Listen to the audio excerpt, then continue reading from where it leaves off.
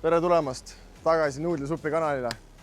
Ja täna ma soetasin uue roima. Natuke uuema seekord, natuke paremas seisus. Demonstreeriks teile seda roima. Et nagu näha, 3 BEM. Me sa filmisid seda või? Sellest räägime siin ju. Kuule tegelikult see on clickbaiti asi, ma ei hakka siin midagi rääkima niikuinii. Tere tulemast uue video vaatamisele. Ma näitan teile, millega täna tegeleb Nuudlisupp.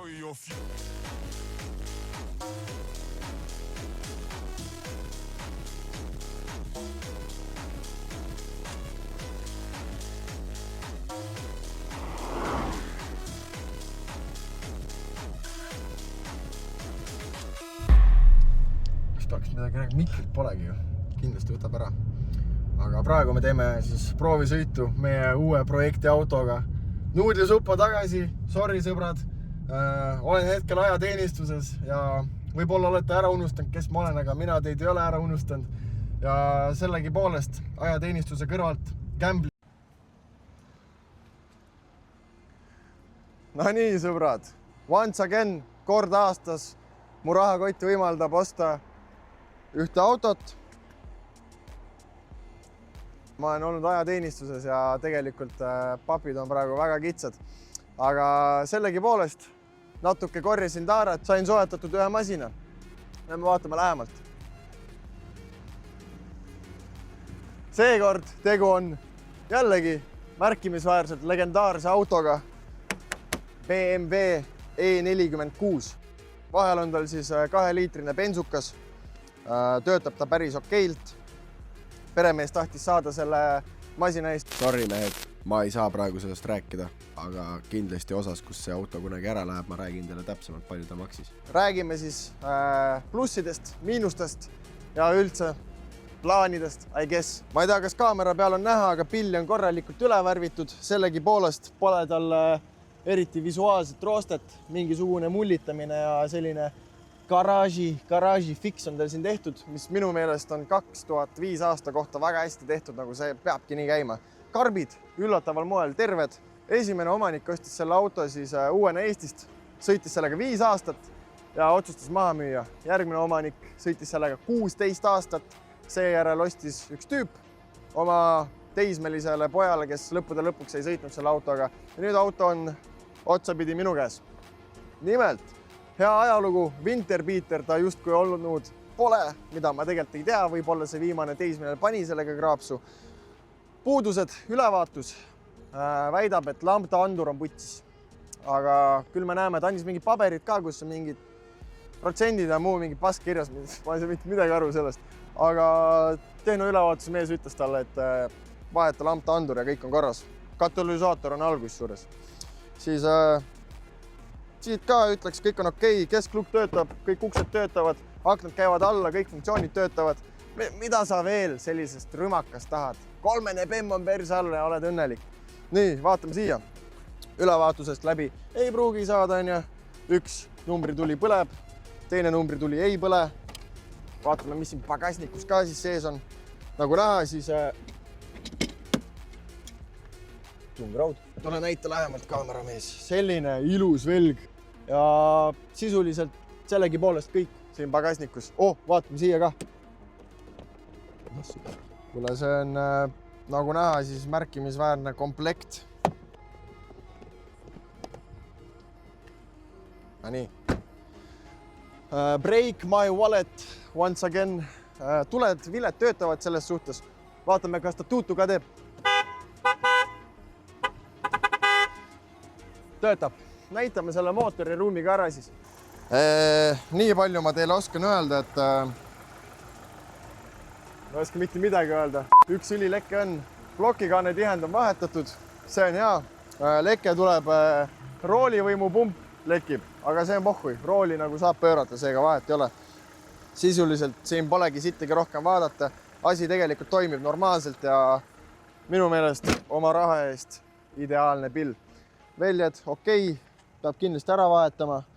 Põhi isegi korralik, mingisugune korrosioonikaitse on tehtud või midagi on peitu pandud seal põhi alt, ma täpselt ei tea. Ilmselt see teine variant, siis on odavam. Siis lähme vaatame korra salongi ka ja ma näitan, kui puhas see asi on. No nii, räägime siis natuke, mis selle auto seest me leiame. Automaatkäigukast justkui toimib. Maantee peal ma veel pole sellega sõitnud, tegelikult ei tea. Märkimisväärne asi 46 puhul. Ta ei ole üle kuumenenud koha peal seistes, mis on minu meelest täiesti tavaline probleem nendel autodel. Rool täiesti, ma ei tea, uus. Tal oli see värk, et tagasi kutsumine, et sai uue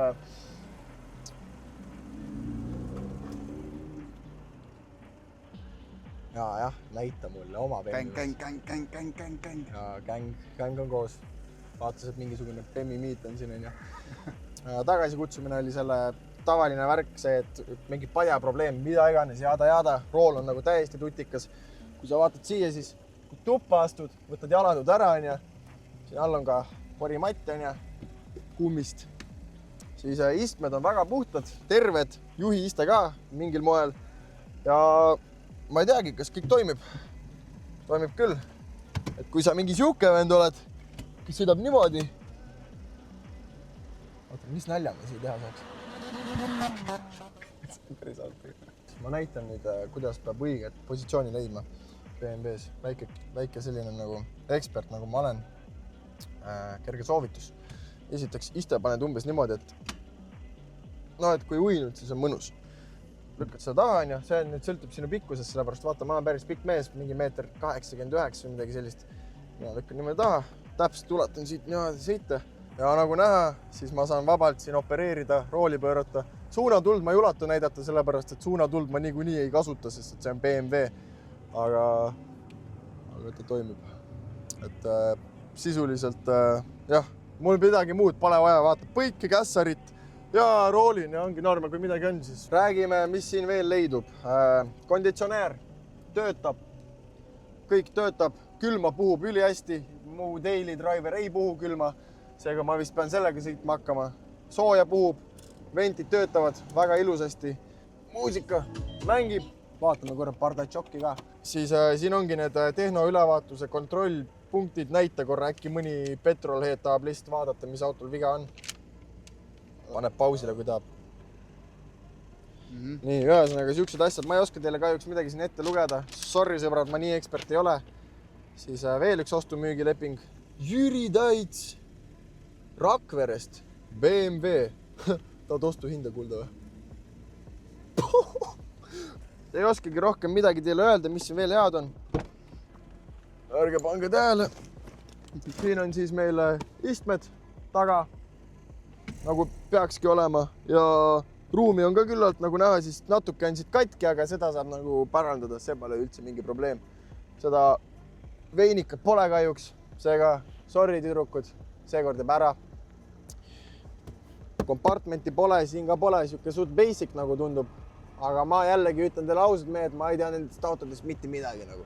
Ma olen lihtsalt tüüp, kes tahab ägedaid YouTube'i videosid teha, ma ütlen ausalt, hea, kui ma õlivahetusegagi hakkama saan. Okei, saan küll, tegelikult ma olen skill mekaanik. Davai. Ja nüüd näitame seda exhausti ka, et mis häält siis see auto teeb.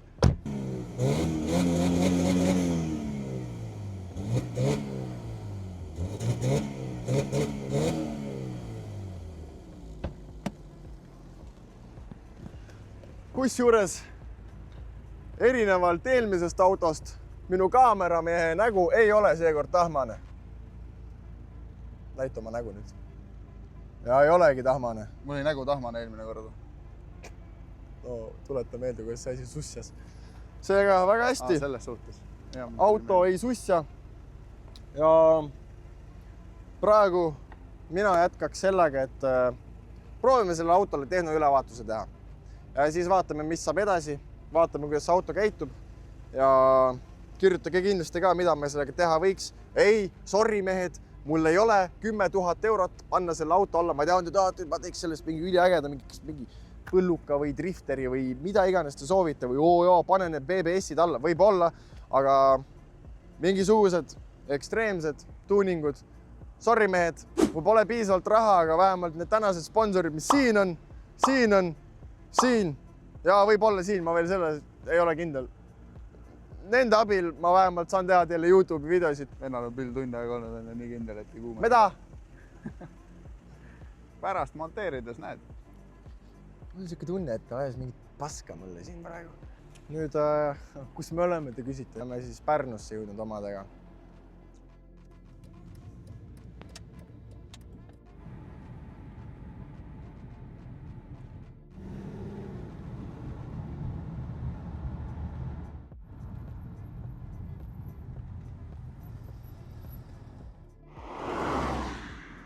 Ma tänan teid vaatamast, sõbrad.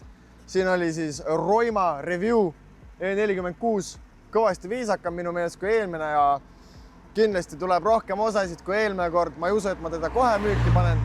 Kindlasti üks osa tuleb sellest, kuidas ma üritan midagi teha sellega. Ma tean, et ta vajab veits hoolt, ta vajab õlivahetust, ta vajab filtrivahetust kindlasti. Ja vaatame üldse auto mehaanilist seisu veel täpsemalt garaažis üle. Ja järgmises osas kindlasti proovime panna autole tehnoülevaatuse peale ja vaadata, mis siis edasi saab. Ja ma arvan, et paneks ta marketplace'i ja vaataks, kas inimesed pakuks mingit vahetust ka, aga see on tulevikuplaan, see on tuleviku. Võib-olla mul hakkab see auto meeldima, võib-olla ma panengi siia nüüd türastunud 10 000 eurot, mis ta nii väga tahati, et ma siia autosse paneksin. Et vaatame, mis edasi saab ja see oli Nuudlisupp. Ma tänan, et sa vaatasid ja oled ikka veel minuga. Härrased, palun pange subscribe ja like või muidu ma ei saa rohkem siukseid videosid teha. Davai.